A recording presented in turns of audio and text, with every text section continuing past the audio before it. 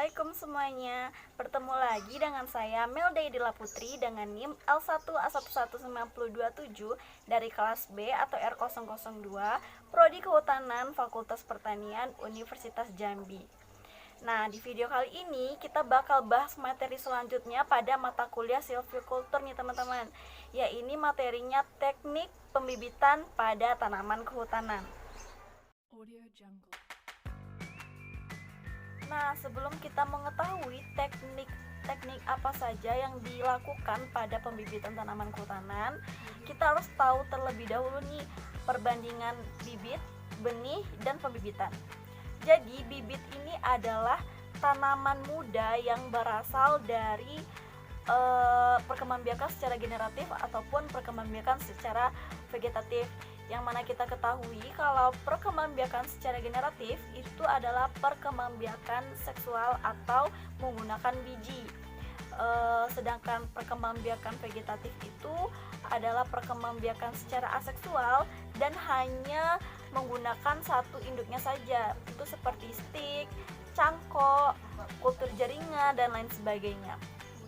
Nah, kalau benih ini adalah bahan tanaman yang berasal dari perkembangbiakan secara generatif maupun perkembangbiakan secara vegetatif, dengan tujuan itu untuk memperbanyak tanaman kehutanan. Nah, batasan benih ini jika dia perkembangbiakan secara generatif itu jika dia telah mengalami proses perkecambahan, dan batasan benih jika dia perkembangbiakan secara vegetatif ini jika tanaman itu sudah muncul akar dan daun baru untuk proses fotosintesis. Jadi bisa kita katakan biji pertama sebelum mengalami proses perkecambahan atau sebelum tumbuhnya akar ataupun daun pertama itu disebut dengan benih. Tapi jika biji itu telah mengalami proses perkecambahan dan tumbuh daun ataupun akar, itu telah disebut dengan bibit atau tanaman baru. Nah, kalau pembibitan ini adalah segala bentuk kegiatan atau proses terkait cara menghasilkan atau memproduksi bibit tanaman kehutanan. Nah, setelah kita bisa membedakan apa itu bibit, benih, dan pembibitan, baru nih kita mulai bahas teknik pembibitan pada tanaman kehutanan. Mari kita bahas satu persatu. Oke, yang pertama itu macam-macam pembibitan. Pembibitan ini terbagi menjadi dua. Yang pertama, pembibitan sementara, yang mana pembibitan ini umumnya tidak terlalu luas dan hanya digunakan 1-3 tahun. Letaknya disesuaikan dengan lokasi penanaman dan bahan bangunannya sederhana. Yang kedua itu adalah pembibitan permanen. Pembibitan ini biasanya berukuran luas, dipergunakan untuk jangka waktu yang lama dan bangunan yang dibuat itu adalah permanen. Pembibitan sementara dan pembibitan permanen memiliki keuntungan dan kerugiannya masing-masing.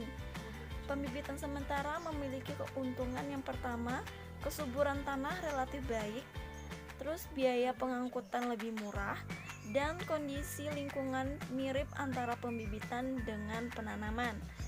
Kerugiannya itu meliputi tidak tersedia tenaga ahli yang terlatih dan biaya relatif lebih tinggi karena tenaga kerja tersebar di beberapa lokasi berbeda.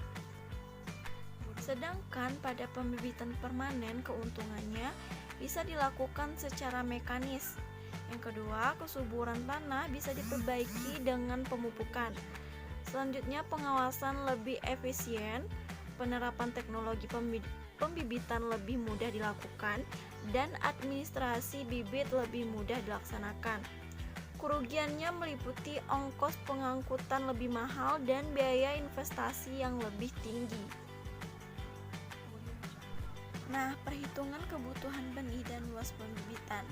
Rumus dari kebutuhan benih ini adalah jumlah bibit atau tanaman yang diperlukan dibagi dengan jumlah biji atau kilogram dikali persentase perkecambahan.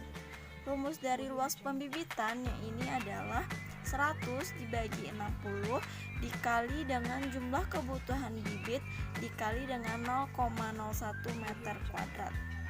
Umumnya luas pembibitan yang biasa dimanfaatkan untuk pembibitan bibit adalah 60% dari luas total lokasi pembibitan. Sedangkan 40% lainnya digunakan untuk kebutuhan jalan, bangunan, sumber air, dan lain-lain. Selanjutnya, langkah-langkah pembangunan pembibitan. Itu terdiri dari 3. Yang pertama, pemilihan lokasi pembibitan. Pemilihan ini jauh dari jangkauan ternak atau pengganggu lain seperti banjir. Pemilihan ini pun harus dekat dengan lokasi penanaman, mudah terjangkau, datar dengan kemiringan maksimal 5%, tingkat kesuburan baik jika penyapihan tidak dengan menggunakan polybag, dan dekat dengan sumber air. Yang kedua ada pembukaan lahan. Dan yang ketiga ada pengadaan sarana dan prasarana. Sarana yang dibuat ini berupa jalan dengan tujuan untuk mempermudah pengangkutan saprodi, media tanam, dan benih.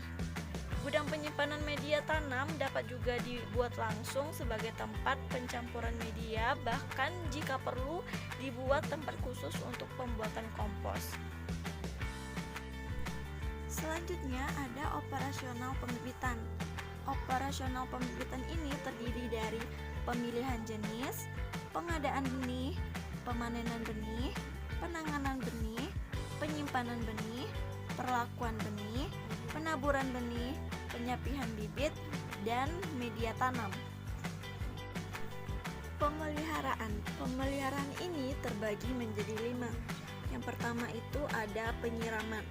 Penyiraman dapat dilakukan 2 kali sehari, pagi dan sore, atau dapat dilakukan sesuai dengan kebutuhan tanaman.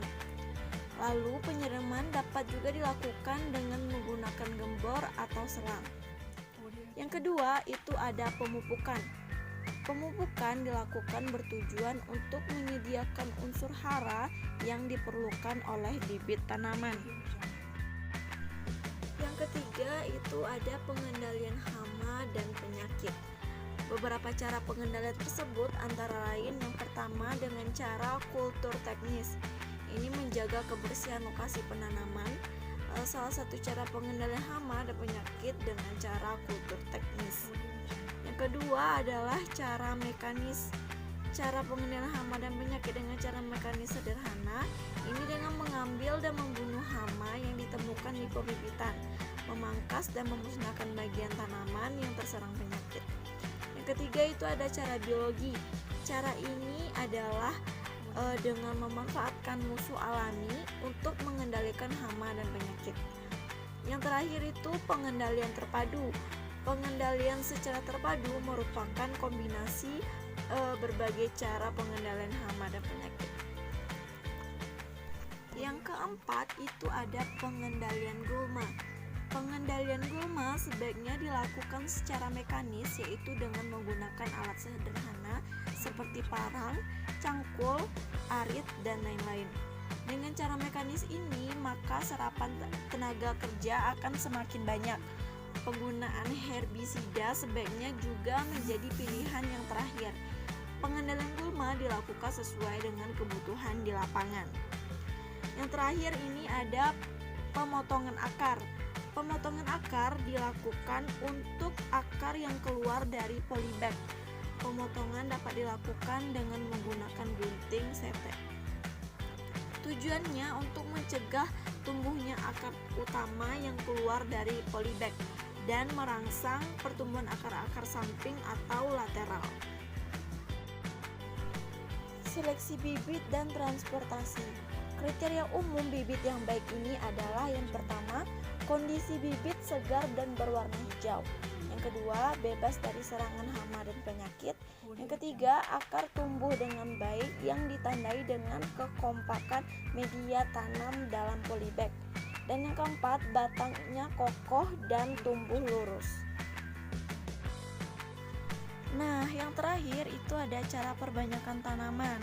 Secara umum ada dua cara perbanyakan tanaman. Yang pertama ada perbanyakan dengan cara generatif atau biji, dan yang kedua secara vegetatif atau organ bagian tanaman selain biji. Nah, sampai di sini materi kita tentang teknik pembibitan pada tanaman kehutanan. Semoga apa yang saya sampaikan tadi bermanfaat, dan saya mohon maaf jika terdapat kesalahan atau kekurangan dalam penyampaian materi. Saya ucapkan terima kasih. Saya tutup dengan wassalamualaikum warahmatullahi wabarakatuh. Terima kasih semua.